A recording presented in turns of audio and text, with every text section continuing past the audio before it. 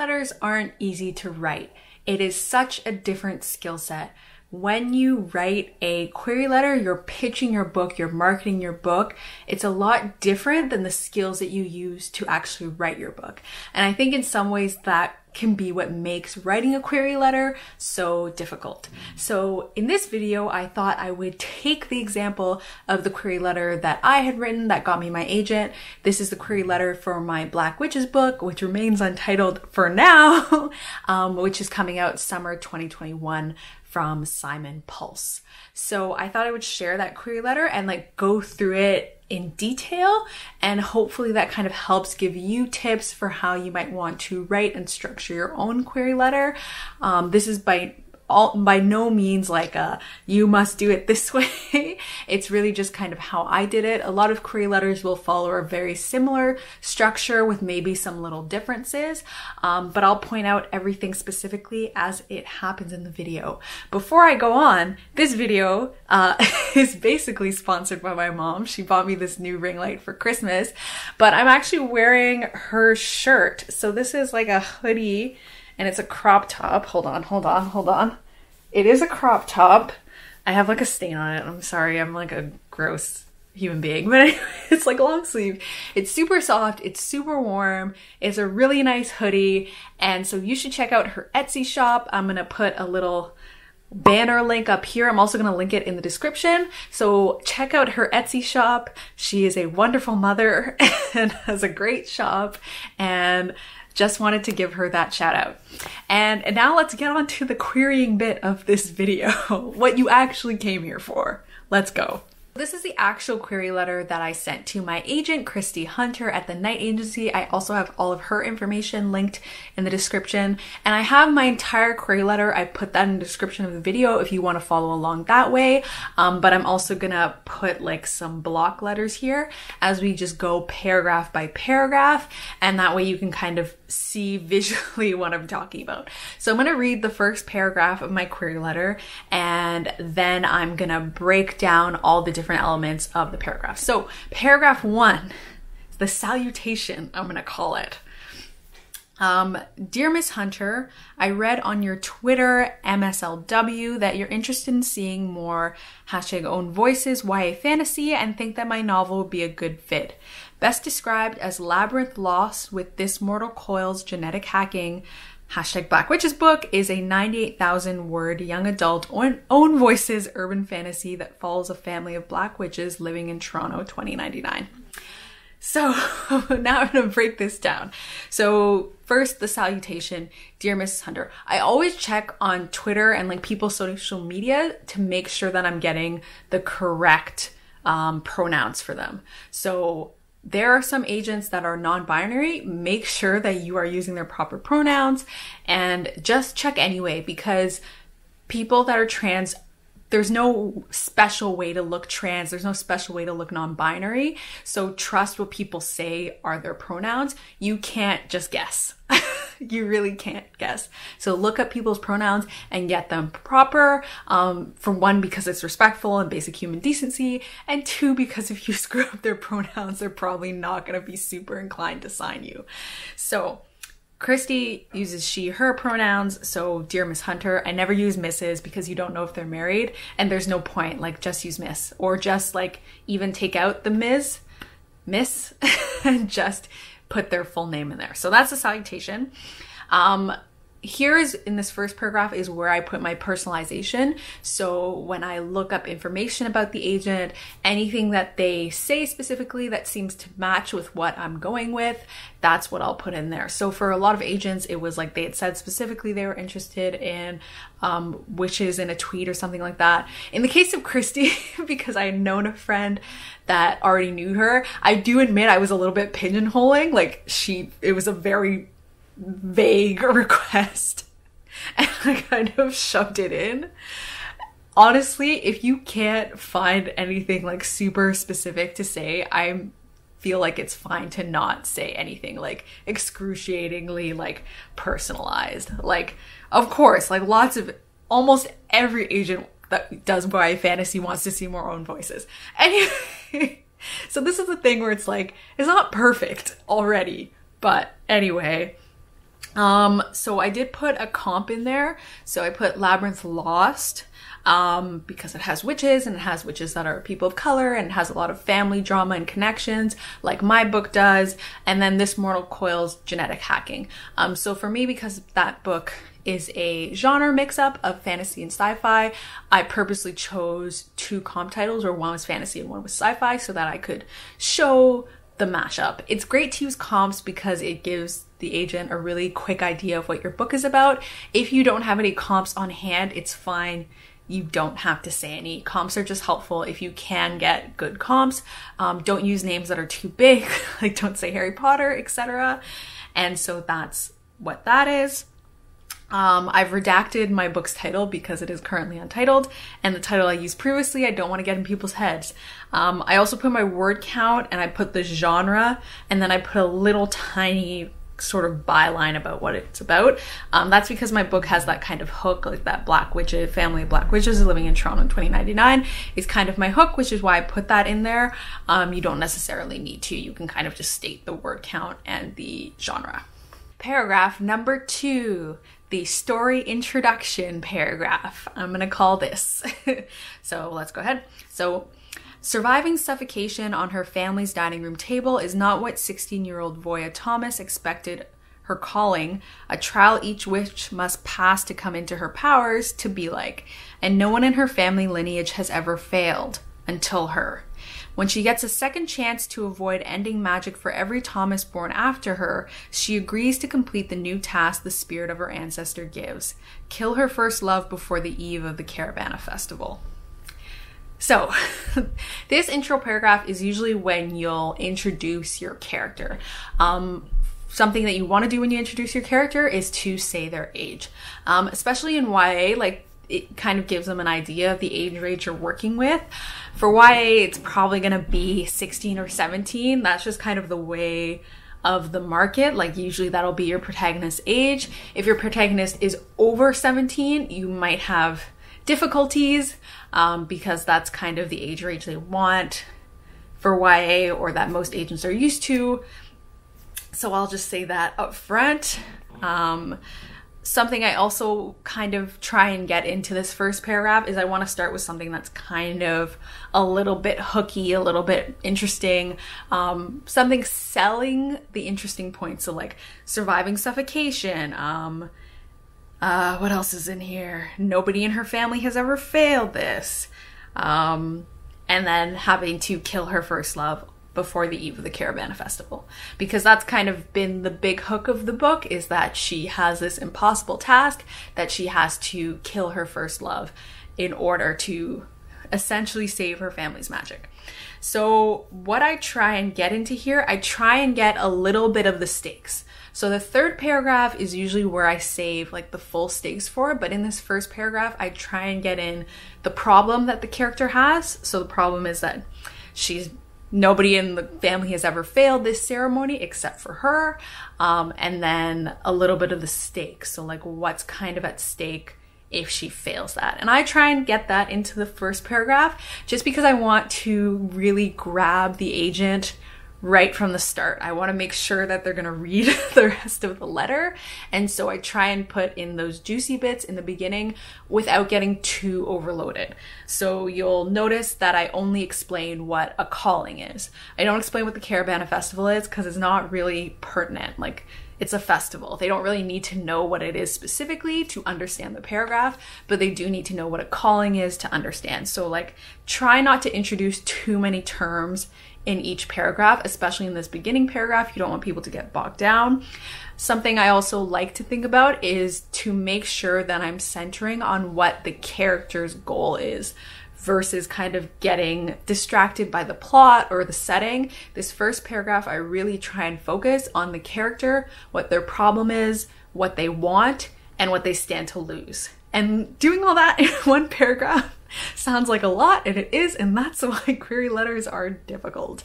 But you can do it, I'm sure. And so we're gonna go on to the next paragraph now. Welcome to the second paragraph. I'm gonna call this the explainer paragraph. This is where you can really expand on the character's goal that you've set up in that first paragraph. But I'm gonna read it first and then we'll continue on. So, For Voya to succeed, she'll have to find the perfect guy. She catches a break when the New Gene Company, famed for their advances in genetic therapy, offers a beta matchmaking program. The plan is to become a participant, fall in love, and complete her task before the deadline. What she didn't count on was the New Gene CEO's obsession with her family's genome, or being paired with Luke, a trans boy who is both adorable and infuriating. So let's get into this.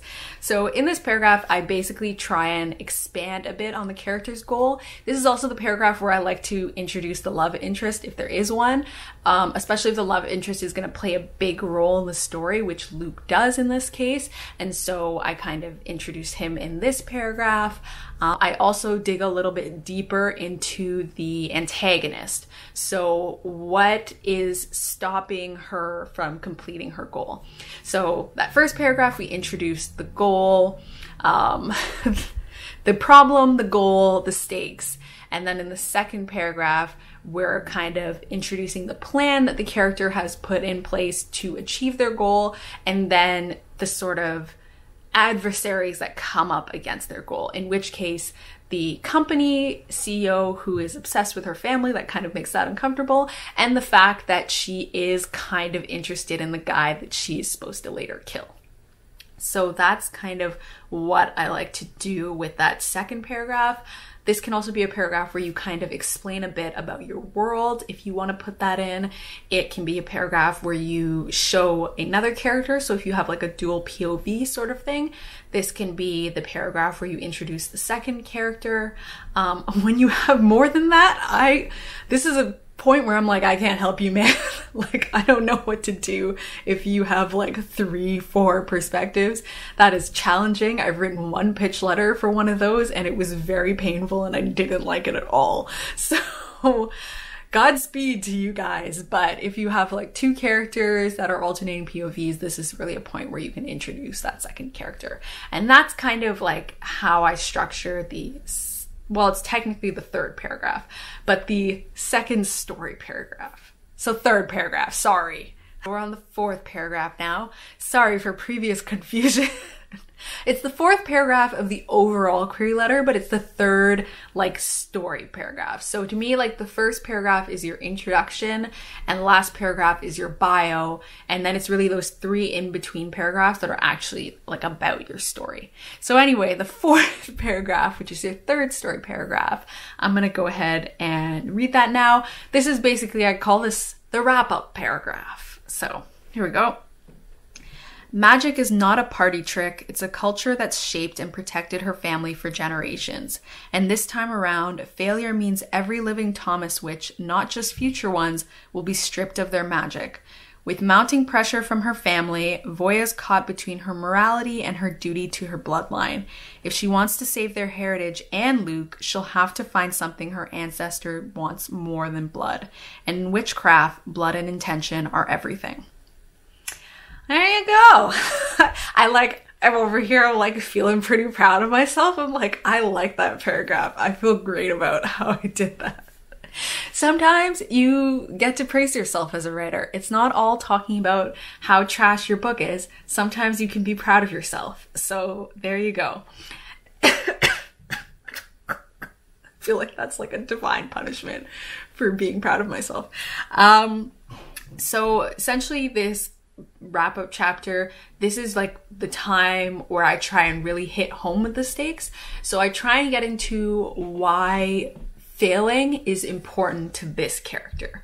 So for the character, so that's why I talk about the fact that like the magic has shaped and protected her family for generations, and the fact that everybody else in her family, so this is like you up the stakes even more. So it's not just that like her immediate family will lose magic, everyone in her bloodline will lose magic.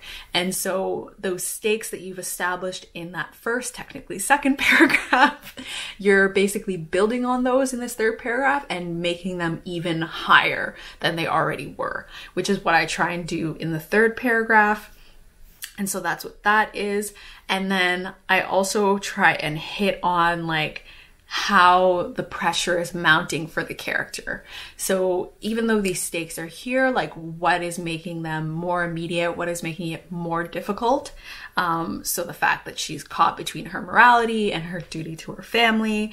And now she wants to try and save both characters. So this is also like how the goal has changed over time. You don't necessarily need to do this. Basically, the whole point of this third paragraph is just to up the stakes even more and connect them more intimately to your main character. And it's nice if you can end on like a cute little line like I put here. I just find that like a little bit more compelling and interesting. I don't know if you necessarily need to do that, but it is kind of nice to wrap up with something that's a little spicy, if you will. So that is that fourth paragraph and last story paragraph. And here is the very last paragraph of the query letter. This is the bio. So this is obviously my personal bio, and I'll just read it out for you now. So, I was raised in Toronto, Ontario in a blended family, and all 8 of us lived together under one roof. This is what inspired me to create a story about Voya's huge family, and the mix of Trinidadian and Canadian culture she grows up with mirrors my own experience. I was previously published in a short story and poetry anthology titled Lake Effect 6. I was also a #RevPit 2018 winner and received a full developmental edit, including line edits from Sion Ashleman, who I worked with over a 5-week period. I'm also going to link Sion's information below. Great editor. This is, I'm trying to remember which podcast I was listening to. It was the Manuscript Academy podcast, and Eric Smith was a guest, and he had talked about like bios and like people struggling with what do I put in my bio in a query letter, especially if you don't have prior writing credits. Like, what do I put in there? What should I do? And he had talked about how he liked in the bio seeing how that person specifically was connected to the story they were writing. And I thought, well, that's great. And that's great because it really gives you something to talk about, and it also gives the agent a better sense of why you're writing this and why this story is important to you. And I think that is like a fantastic note, honestly. So this is an Own Voices book, and it is like for quite a bit of different things. And so I talk a bit about how I grew up in a very large blended family, like the main character, the Trinidadian Canadian culture, which is important to me and which was also important for me to communicate to agents so that I wouldn't get an agent that would want me to change the setting because I wasn't going to change the setting. And so all of that information was helpful. I also had some credits there. I've been in a short story and poetry anthology, and then I had also been in RevPit that year, which was helpful in terms of just kind of talking about how I had experience editing. So you don't need to have, even if you don't have credits, even if you weren't in any sort of contest, your bio is a chance for you to chat a bit about how you connect to the work. And I honestly find that to be a lot more compelling than saying, I live in Toronto, Ontario, I work in social media. So that's my notes about the bio. The final note I will make about this query letter is that the whole thing from Dear Miss Hunter to Sincerely Liselle Sambury is 396 words. If you're wanting an idea of word count, I would say like under 500 words is pretty great. Like you don't want to go over 500 words. But of course you also want to be the most succinct that you can be. So don't over add things if that's not helping sell your book, and that's not going to be something that's kind of easy for the agent to go through and get a good understanding. Don't get bogged down in details such that you miss that chance to really pitch your book. Also, if you are interested, my Black Witches book, currently untitled, it's coming out in oh my god, it's coming out in summer of 2021, and I have a sequel coming out in summer of 2022. please add the book on Goodreads. I have all of that information linked below. You can add it on Goodreads. You can visit my website and learn more about it there. It's about a family of Black witches living in Toronto in the year 2099, as I'm sure you're familiar with now that I've read the entire query letter to you. Some of those things may change as publishing goes, but that's pretty much the essence of the book. So please add it to Goodreads. That would be wonderful for me. And if you like this video, please give it a thumbs up. Please subscribe to my channel if you haven't already. That would be wonderful. And if you have any questions about querying, like in addition, please feel free to comment and I'll do my best to help you. And thank you so much for watching this video, and I hope it helped you out. Bye!